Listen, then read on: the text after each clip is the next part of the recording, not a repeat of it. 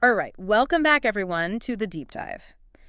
Today, we're going to kind of, tackle something that's, I think, pretty relevant to all of us in this digital age. Yeah, absolutely. Yeah. Social media, it's everywhere, right? Yeah, Connecting with people, getting information, sharing our thoughts. I mean, there are definitely good things about it. for sure. Tons of benefits. It's hard to imagine life without it at this point. Right. But there's also this other side to it, isn't there? Yeah, there is. Like, we've all been there, right? You just want to quickly check something and then bam, an hour's gone. Just scrolling and Right? scrolling. Yeah, scroll hole. It gets you. And you don't always feel so great afterwards, do you? Not always, no. It's like restless, maybe even a little empty. Exactly. So that's what we're going to dive deep into today, this whole endless scrolling thing. And we're going to look at it from an Islamic perspective. Interesting perspective, yeah. Because Islam, as you know, really emphasizes using our time well. Time is valuable. Hugely valuable. So we'll be looking at the Quran, the Hadith, and what scholars have said about, technology and our time. Our mission here is to see if we can glean some guidance. Love it. Like, how can we as Muslims break free from the social media loop and use our time for things that actually matter? Important stuff. Things that actually benefit us. Makes you think. Right. So let's jump right in. Where should we start? Maybe with the big picture, time itself. Yeah, let's do it. Time in Islam. I mean, it's treated with so much importance. It's considered a gift, a huge blessing from Allah, like a trust even. A trust, right. And this isn't some abstract idea either. It's right there in the Quran. Oh, yeah, front and center. You think about Surah Al-Asr, Allah swears by time. That's how serious this is. Wow. I never really thought about it that way. Allah swearing by time. That's powerful. So powerful. And then, right after that, what does Allah say? Right. That humanity is in a state of loss, A loss. except for those who, have faith, do good deeds, encourage truth, and have patience. It's all connected. It's a huge wake-up call. It is. Allah's not messing around here. Yeah. He's emphasizing that time is slipping away, and we need to be using it wisely. We do. And it makes you think about another verse, Surah At-Dariyat, right? Where it talks about our purpose. Yeah, would say. That we were created to worship Allah. That's it. So then the question becomes, how are we spending our time? Yeah, are we aligning our time with that ultimate purpose? Exactly. Worship isn't just about prayer. It's about living our lives in a way that pleases Allah. Totally. And there's this hadith that comes to mind. It's about valuing 5 things before 5 others. Oh, yeah. That one's a classic. And one of those things is free time before you become busy.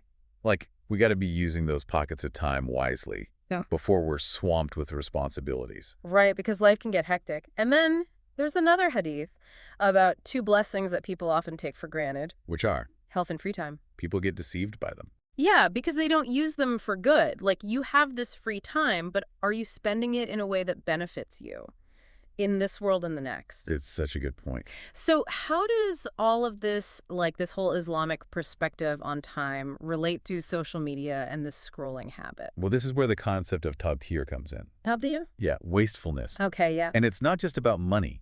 It's about misusing anything Allah has given us. Time, resources. Everything. And time, especially if we're spending hours on social media and we're not really gaining anything. You're just kind of zoning out. That's tabdir. We're wasting that precious gift. And the Quran actually addresses this directly, doesn't it? Oh, yeah, it does. There's a verse in Surah Al-Isra. Tell me. It says, "Indeed, the wastefuls are brothers of Satan." Wow. That's a strong statement. Really strong. It connects wastefulness, including wasting our time, to something negative, something that distances us from Allah. That's scary. Time is an amana, a trust. A trust will be held accountable. We will. And Islam also discourages vain and frivolous activities. Things that don't really matter. Exactly. Yeah. So all this scrolling, is it really adding value to our lives? Or are we just filling our time with, meaningless stuff? That's the question, isn't it?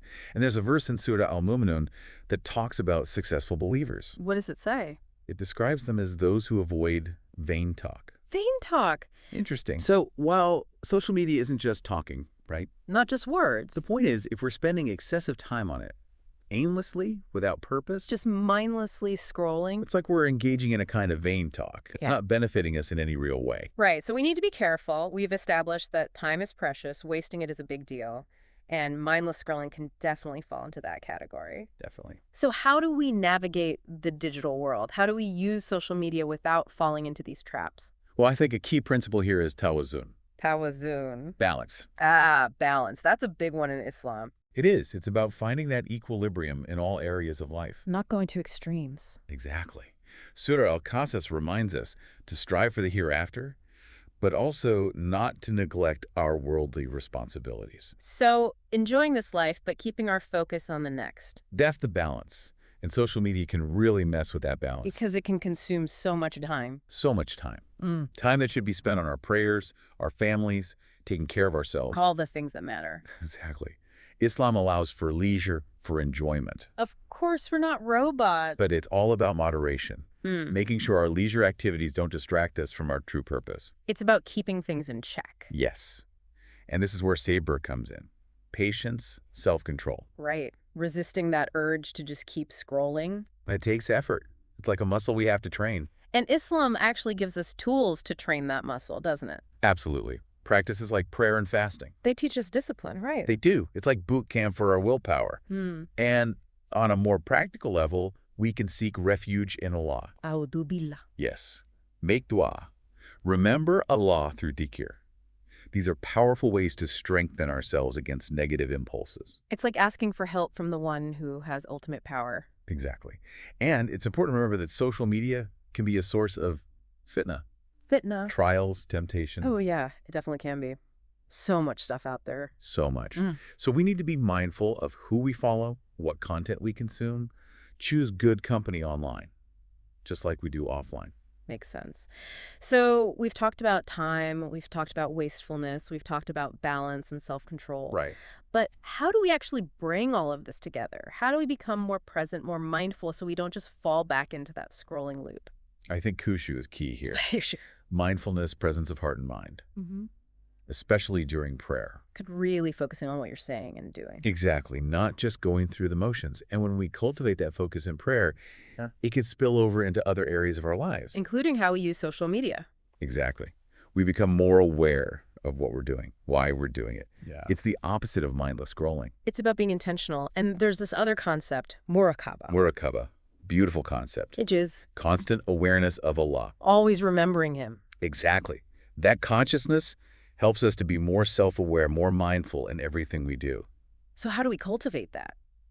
Many ways. Focus on the meaning of the Quran when you recite it. Engage in dhikr with understanding. Reflect on the creation around you. All of this helps to train our minds. It's like taking those mindful moments we have in prayer and spreading them throughout our day. Beautifully put. And those mindful moments can disrupt that automatic urge to just scroll. They make you stop and think, why am I even doing this? Exactly. And instead of looking for that quick fix, that fleeting satisfaction from social media, Which never really lasts, does it? never does. We can turn to dhikr, remember Allah. Find peace in that remembrance. Surah Arad says it beautifully. It is in the remembrance of Allah that hearts find rest. That's powerful. It is.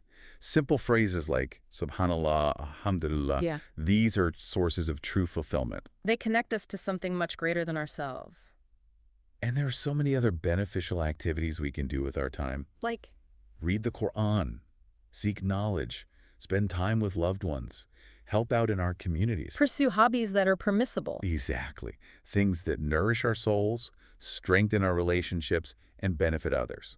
So it's not just about stopping the bad habits. It's about replacing them with good ones. Actively choosing to spend our time on things that matter. Exactly. And I think it's also important to remember the ethical dimension of technology use. Meaning, All the Islamic values, truthfulness, honesty, respect, avoiding harm, they apply online just as much as they do offline. it's easy to forget that sometimes when you're behind a screen. It is. And social media can, unfortunately, sometimes become a breeding ground for negative qualities. Right. Riyah, showing off, UGB, vanity, hasad, envy. Oh, for sure. It's easy to get caught up in comparisons, in trying to present a perfect image. And that can really take a toll on our spiritual well-being. Not to mention our mental health, all that pressure, all that comparison.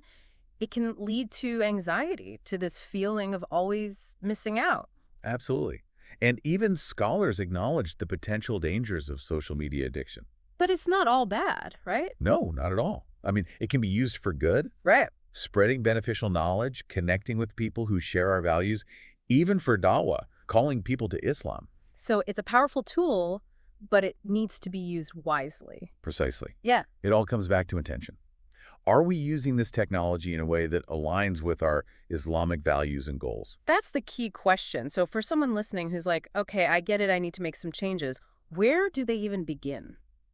Well, it all starts with a sincere naya, Naya. intention. So making that conscious decision, Okay. I want to use my time bar. Exactly. And then practical steps. Set time limits for yourself.